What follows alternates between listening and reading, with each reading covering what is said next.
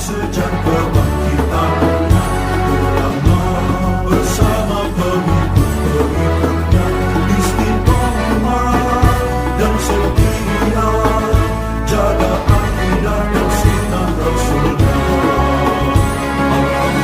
Alhamdulillah segala puji baginya ulama bersama pengikut-pengikutnya istiqomah dan setia menjaga agama nusa dan bangsa. Mari kuatkan niat kita, kita bulatkan tekad kita, terus lanjutkan amal kita, mengembangkan hikmah kita.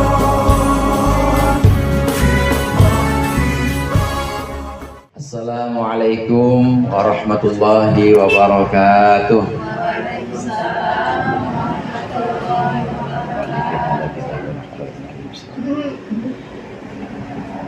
Al-Fatihah.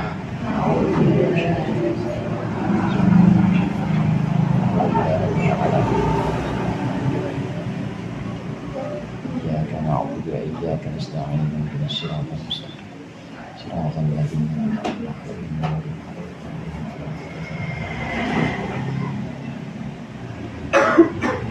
Bismillahirrahmanirrahim. Alhamdulil muallimit tullabi wa musahhilil khairi liman yata'allamu.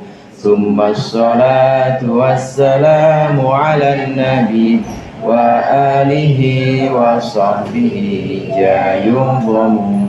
Ya Rabbana kaffir 'anna dhunubana wa walidina wa liman huwa muslimun.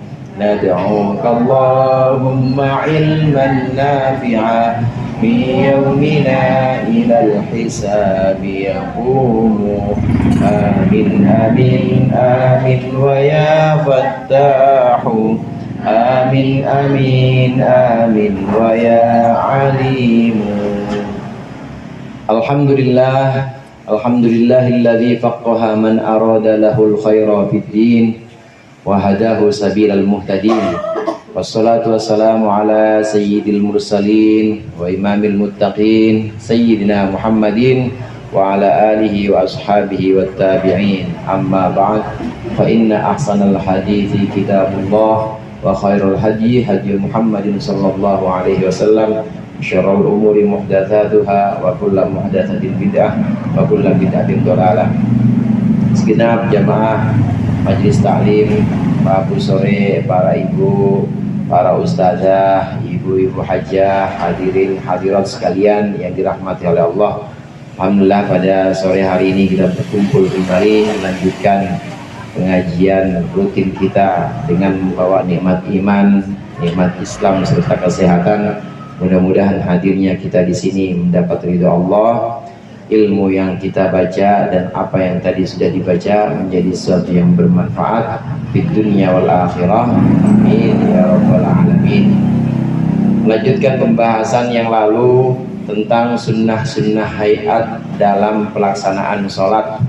Sunnah-sunnah hayat ini sering sudah kita lakukan. Saya yakin ibu-ibu sekalian sudah tahu semua sunnah-sunnah hayat ini sudah sering diamalkan dan dipraktikkan dalam sholat kita sehari-hari.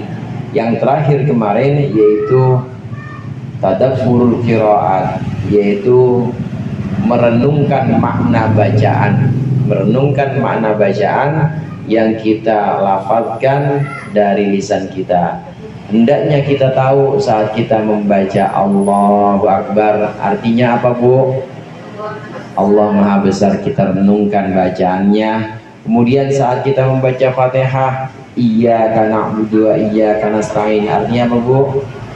Hanya kepada Engkau kami menyembah dan hanya kepada Engkau kami mohon pertolongan. Diangan-angan maknanya.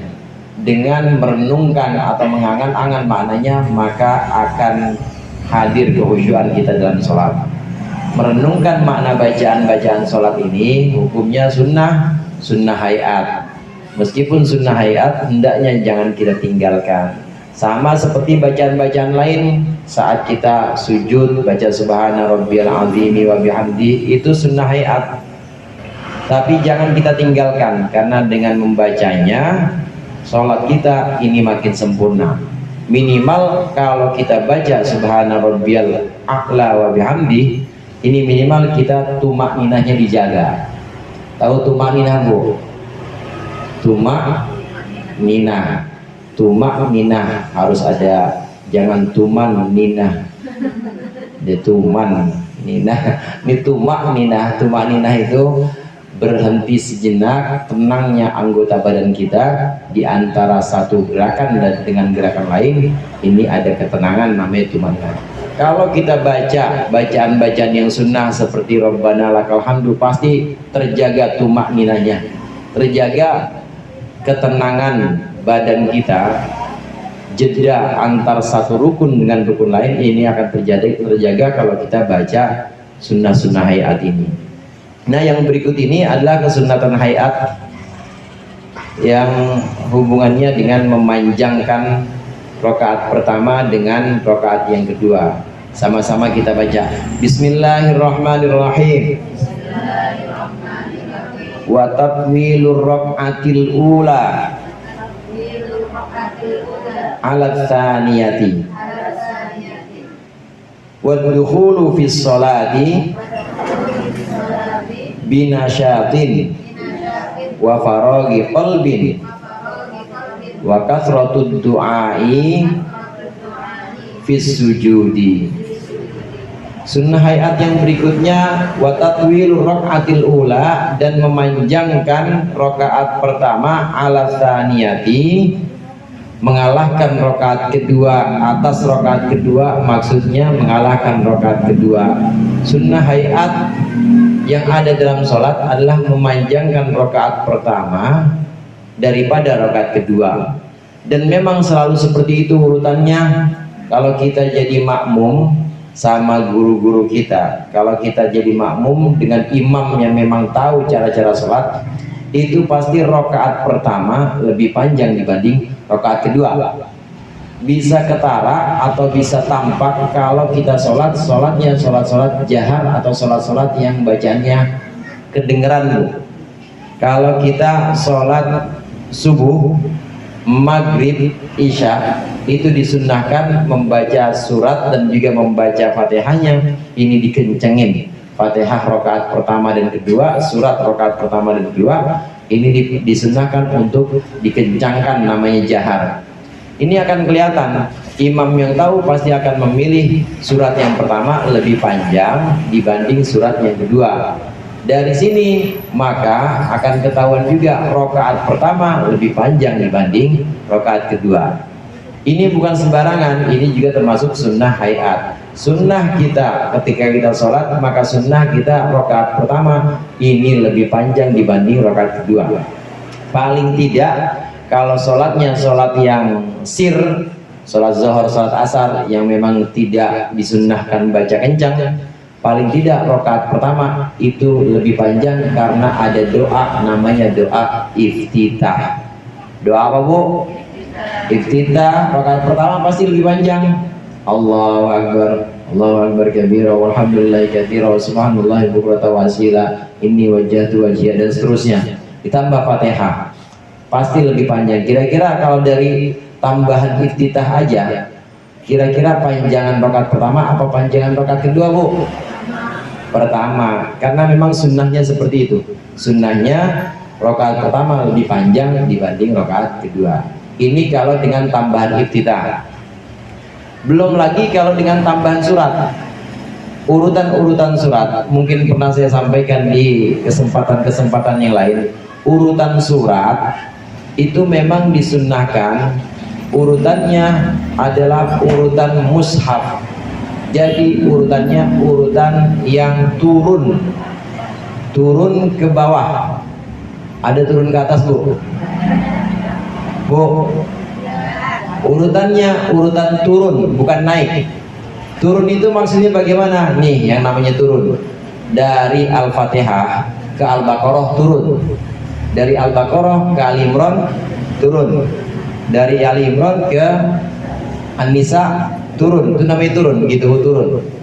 Nah, urutannya bacaan dalam sholat, rakaat pertama ke menuju rakaat kedua ini sunnahnya turun. Jadi kalau rakaat pertama itu baca idza jaa nasrullah, maka rakaat kedua turun kemana berarti Bu? Boleh ke kulhu, boleh ke kulhu, itu namanya turun, kulhu namanya. Tapi kalau idza jaa nasrullah, kemudian rakaat yang kedua alif lam mim, naik namanya itu, naik. Kalau begitu nggak dapat sunnahnya, itu namanya kagak ngaji, makanya ngaji. Nggak dapat sunnahnya. Jadi rakaat pertama ini rakaat surat-surat yang atas, kemudian rakaat kedua surat yang bawah, namanya turun. Inna idza jaa nasrullah, maka rakaat keduanya kulhu, atau rakaat keduanya qul a'udzu birabbil falaq, itu namanya turun begitu. Jangan rakaat pertama idza jaa nasrullah, rakaat kedua qul ya, jangan. Karena kalau begitu berarti naik, bukan turun. Naik ke atas terus, naik ke Fatihah berarti. Kalau diurutin terus nanti sampai An-Naba amma yatasalun. Naik terus sampai Al-Mulk. Naik terus nanti terus sampai Yasin, naik terus, itu namanya. Jadi disunahkan rakaat pertama dengan rakaat kedua ini lebih panjang rakaat pertama. Caranya dengan membaca iftitah atau dengan penambahan surat. Nambah surat juga diatur. Diatur rakaat pertama itu surat yang atas, rakaat yang kedua surat yang bawah, namanya turun. Kalau bisa kita turun maka turun. Nah, kesunatan lain selain turun, kalau bisa surat di rakaat pertama ini surat yang atas, surat yang memang lebih panjang dibanding rakaat kedua. Yang paling banyak dan dicontohkan oleh Rasulullah, surat-surat pilihan untuk sholat sunnah itu kuliah sama kulhu, itu udah turun. Jadi saya tahu ibu hobinya apa, kuliah sama kulhu. Emang diajarin oleh Rasulullah, itu memang begitu urutannya. Kuliah ayyuhal kafirun rakaat pertama, rakaat yang kedua habis Fatihah kulhu, itu turun. Selain turun itu juga dapat kesunatan lebih panjang kuliah dibanding kulhu. Kalau kita mau dapat kesunatan, maka tadi memanjangkan rakaat pertama, baca suratnya yang pertama lebih panjang dibanding yang kedua, dan usahakan yang pertama adalah yang atas, yang kedua bawah, jadi urutannya turun. Bagaimana kalau yang pertama sebenarnya yang atas, yang bawah itu yang kedua, tapi ternyata panjangan yang atas ternyata panjangan yang bawah. Rakaat yang kedua gimana? Kayak inna a'toina sama kulhu, panjangan mana Bu? Kulhu. Kalau terjadi seperti ini, pilih mana kita nih? Pilih menjaga lebih panjang surat pertama atau pilih menjaga urutan turun? Maka pilihlah urutan turun. Jangan panjangan yang pertama, panjangan kulhu, maka kulhu taruh pertama, jangan. Tapi yang dijaga pertama kali adalah urutannya harus turun. Ini yang namanya tartib. Jadi urutannya urutan turun dari atas ke bawah. Kalau bisa dijaga juga lebih panjang yang pertama dibanding yang kedua. Kalau tidak bisa ya udah jaga itu aja, jaga turunnya tadi, urutan turun. Inna atoina sama kulhu, atau inna atoina sama kuliah. Panjangan mana Bu? Panjangan kuliah jauh. Tapi tetap jaga inna atoina dan kuliah, jangan dibalik. Kuliah dulu baru inna atoina, jangan. Jadi yang pertama-tama dijaga itu adalah urutan atau tartib secara turun, itu harus dijaga. Kemudian juga yang ingin saya tambahkan di sini, selain menjaga tartib tadi yang turun itu, yang saya sebut turun, ini namanya tartib. Tartib itu urut. Nah, urutnya urut turun. Inna atoina sama kulhu urut turun namanya. kemudian kuliah sama kulhu turun urutan ini. Nah, ada juga sunatan berikutnya mualah. Mualah ini sambung, suratnya sambung nyambung. Artinya bukan cuma sekedar turun, tapi juga nyambung. Itu adalah surat yang nempel. Rakaat pertama Alhaakumut Takatsur, rakaat kedua wal asr. Itu namanya turun juga dapat kesunatan, kemudian dapat juga mualah. Tartib juga dia dapat mualah atau dapat sambung nyambung, karena rakaat pertama itu surat yang taruhlah surat yang berapa tuh, Alhaakumut Takatsur.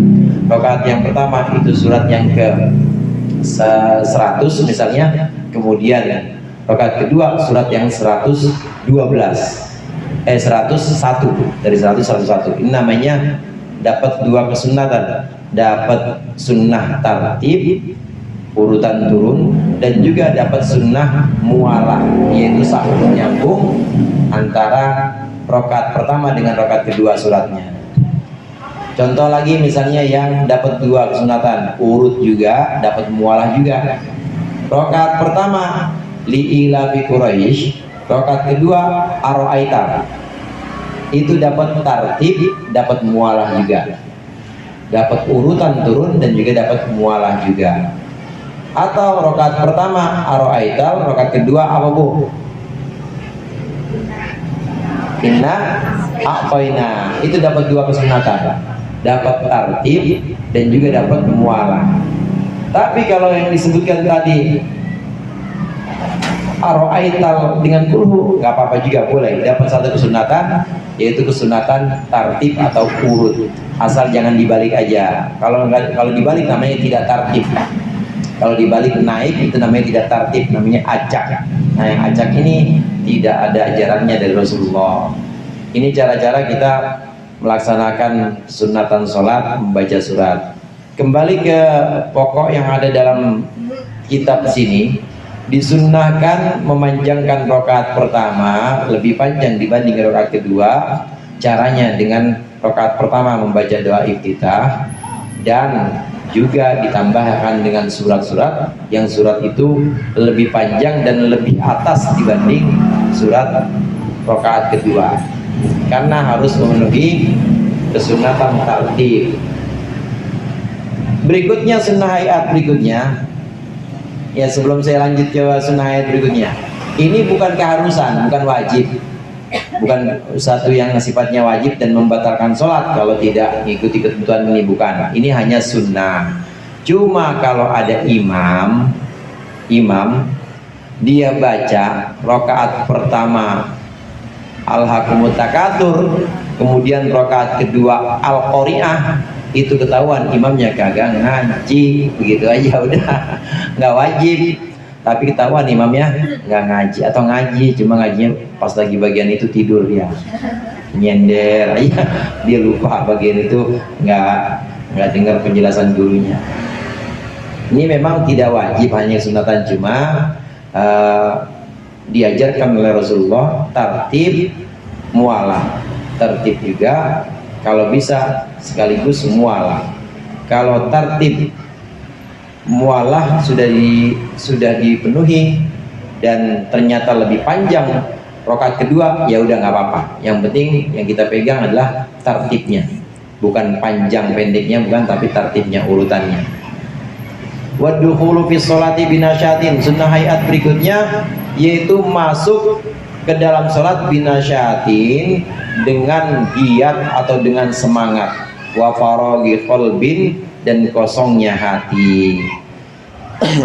Sunnah hayat berikutnya, hendaklah ketika kita ingin sholat, kita masuk dalam pelaksanaan sholat dengan semangat, giat.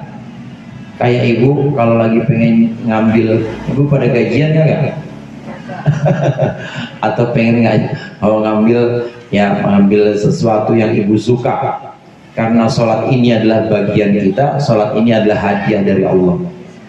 Jarang-jarang orang yang ditakdirkan bisa sholat, betul nggak bu? Nggak semuanya orang ditakdirkan bisa sholat. Maka kita saat pelaksanaan sholat hendaklah datang binasyatin, dengan giat, dengan semangat. Hendaklah kita menghadap pada Allah ini dengan semangat bahwa aku ingin ketemu penciptaku, aku ingin ketemu dengan kekasihku, maka giatlah di situ dengan semangat. Disunnahkan ketika kita datang sholat ini dengan semangat dan dengan kondisi giat, tapi jangan lupa juga wa faraghi qalbin, dengan kosongnya hati. Sunnah ketika kita datang sholat ini hati kita sudah kosong. Ibu-ibu hadirat jamaah rahimakumullah, hati bisa kosong, perasaan kita bisa plong, itu kalau udah nggak ada urusan.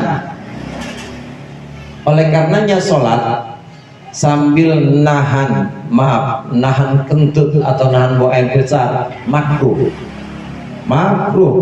Kenapa? Karena masih ada yang ganjel, masih ada yang belum plong. Jadi gimana? Tuntasin, selesai dulu. Nah kalau udah plong semuanya, barulah kita hadir atau kita masuk dalam pelaksanaan sholat.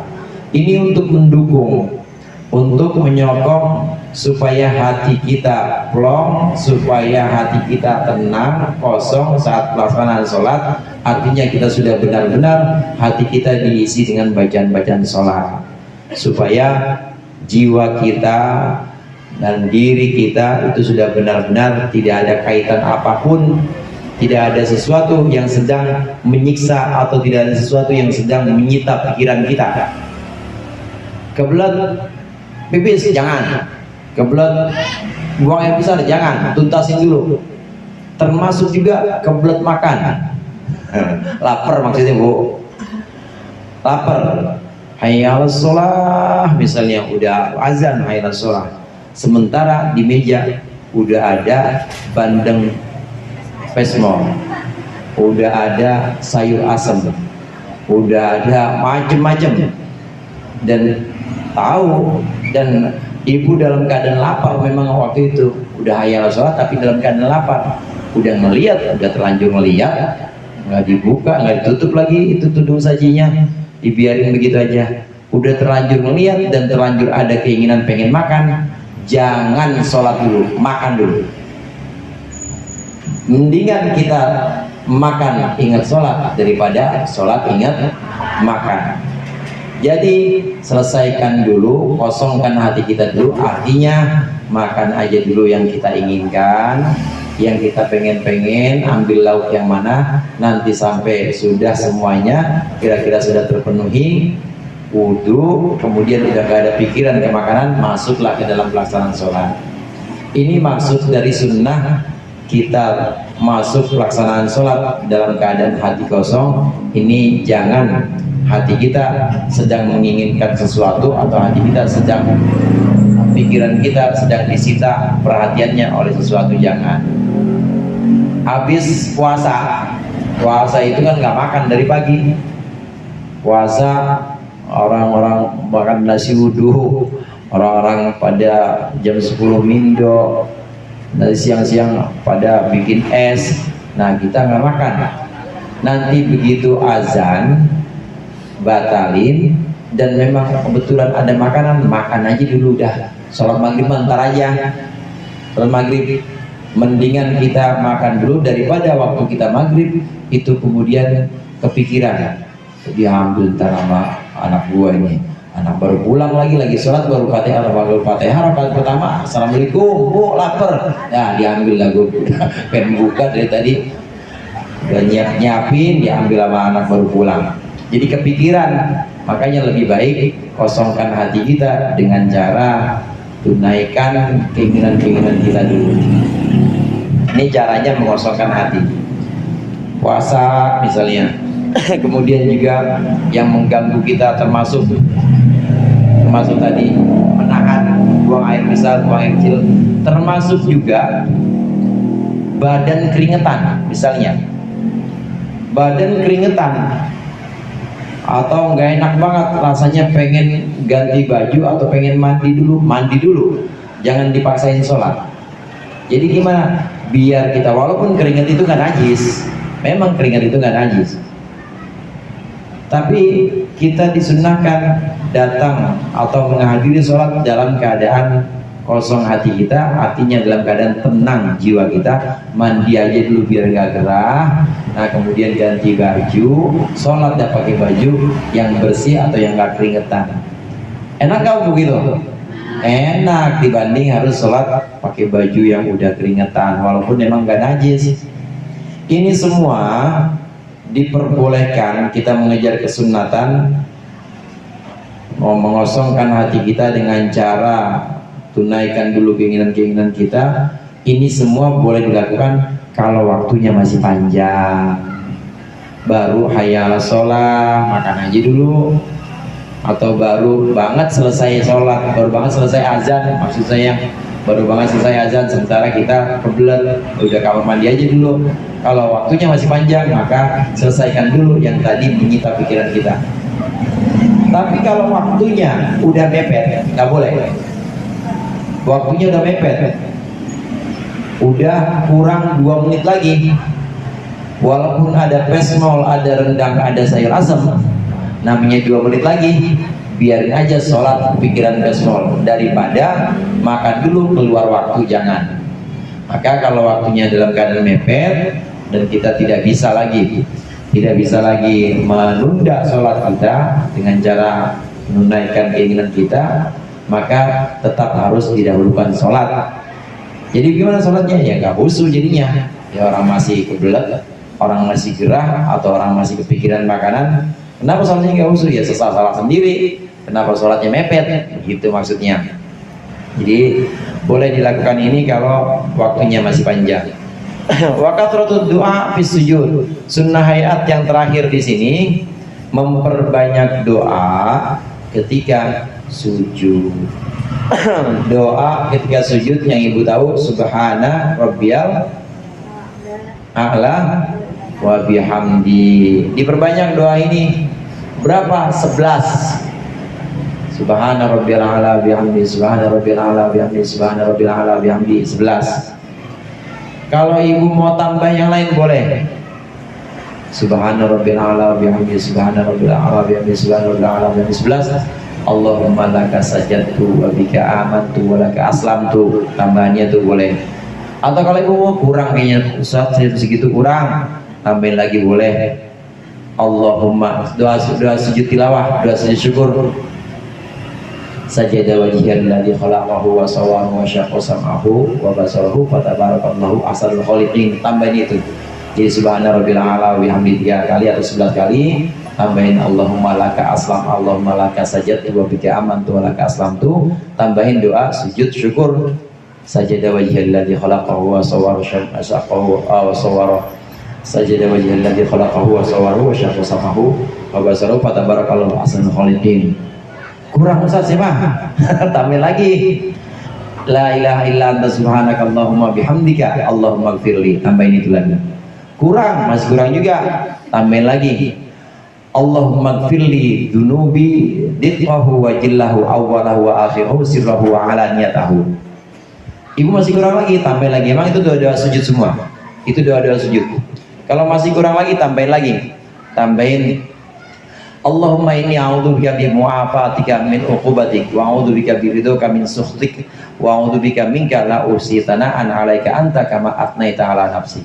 Kalau masih kurang juga, tambahin sayyidul istighfar. Allahumma anta rabbi la ilaha illa anta.